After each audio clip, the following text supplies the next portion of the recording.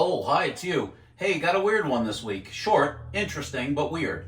So, well, let me tell you all about it. All right, people, everybody likes carnage. Hear that? That's what you don't want to hear.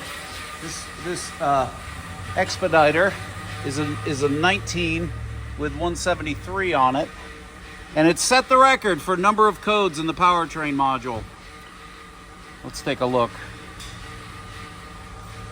Hydraulic pressure test, loss of pump prime, first ratio, third ratio, fault to medium shift, all transmission codes, fourth, power up at speed, never seen that one before, line pressure low, restricted manual, this is collapsed transmission. This is what it would, oi, Gavalt, at my expense, I have to be in this video. That's right. Sometimes it happens. As I've said many times, what you want to do is sacrifice animals in the hopes that the automotive gods smile upon thee. Silly video. Let's look at what the internal line pressure thinks. That's interesting.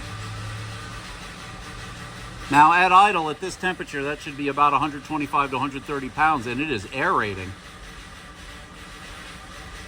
It is flying all over the damn place. This is I took a dunk here at idle. The level is really high, and the fluid it's purplish dirty, which is okay, whatever. But my God, it smells like a baked good. It smells like scones, burnt scones. It doesn't smell like rubber. No, it would actually make me salivate. It's interesting that it's I meant like that, but I don't think with that much noise. Yeah, exactly. And also, it's just like, when I take the pan off, I'm going to find crap in the pan. I just know it. As much as I like preventative saving things, I don't think there's any saving this girl. Okay, so here's the guts of it. This Expediter bought a van, 150,000 miles or so, 2019. So whoever had it was using it for expediting. So in other words, they put 150,000 miles on it. And the transmission went out, so they replaced the transmission with a rebuild, sold it to him. He drove it about 20,000 miles, and then the transmission failed. And he was able to limp it here from New Jersey, and it came in. So anyway, we took the transmission out, took it down to the guy I'm working with, transmission shop, who on site took it apart and said, there's nothing wrong with this transmission. Then this guy's been around so long, he's got a guy that actually works on torque converters, not just puts another sells you a torque converter, cuts it open, examines the guts, welds it back together, great.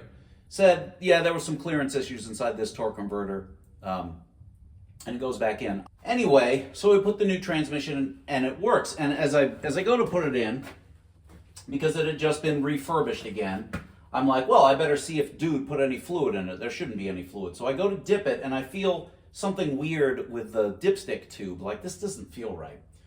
And normally I'm not this conscientious, but this time, because I knew there was no fluid in it, I'm like, and it was up in the air, I'm like, let's pop the bottom cover off and take a look. And here's what I found. Super interesting. All right, kids, we're in the transmission antechamber, the side room of the shop where I keep garbage. This is a transmission case that came out of a non-ProMaster that I robbed some parts from. I just keep it around for parts and whatever, but it's making a handy demonstration aid. Okay, as the transmission comes in, this case is all stripped out. You would be looking at it from the front of the vehicle, and there's the bell housing, and the engine's over here, and the driver's side's over there, and so on and so forth. There's a pan here at the front with a dipstick tube, and when you stick your fancy dipstick, also known as a zip tie, into the dipstick tube, which is here, there, okay. So when you stick down into that dipstick tube, it comes down here, and it goes down there into the pan. Well, what it actually does, if I turn this, and I'm looking at the transmission as you would see it from the bottom, is that this piece, this is the catch for the pan, and it's bolted in right there. So you can see, I hope, and you can't, so you can see, I hope, that the transmission, your dipstick is coming down here, and it stops in the pan. That's how it reads.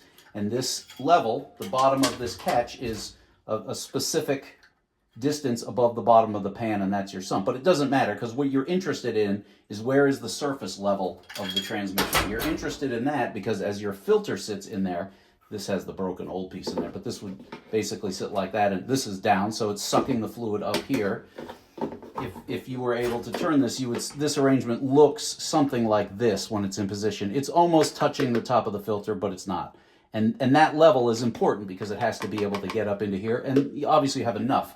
The sump could be any size, it wouldn't matter. Where the surface of the sump is what matters.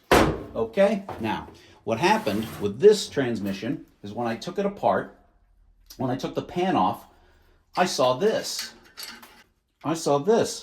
Bolted in here just like it's supposed to be, but with this sort of chute arrangement sticking out. I'm like, well, that's got to be the wrong part.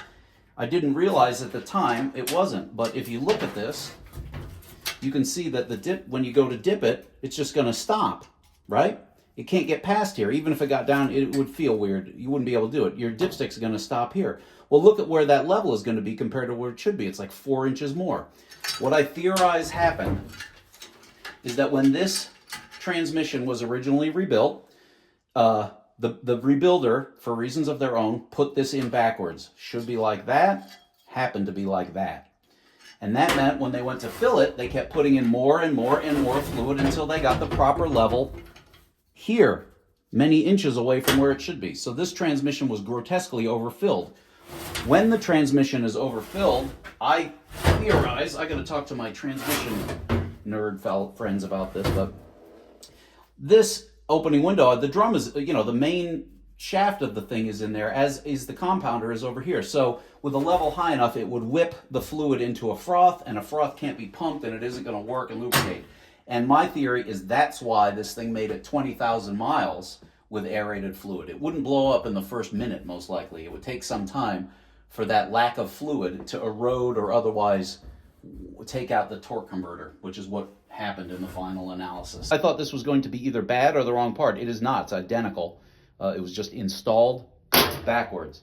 An easy mistake to make if you're a transmission rebuilder, if you're rebuilding 80 different kinds of transmissions and you just happen to put it in backwards. The fact that it will install backwards is really quite un-Chrysler. Usually they would make this so you couldn't install it backwards, but in this case they didn't.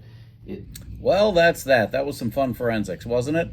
I can't imagine you're ever going to encounter anything like this, but I suppose it's good to know you can install that little dipstick catch backwards. Who the hell knew? Well, you've wasted some time watching this and learning and loving and so on, and there will be much cuddling and there will be much touching of the tips. Bye! She's a goddamn lovely man.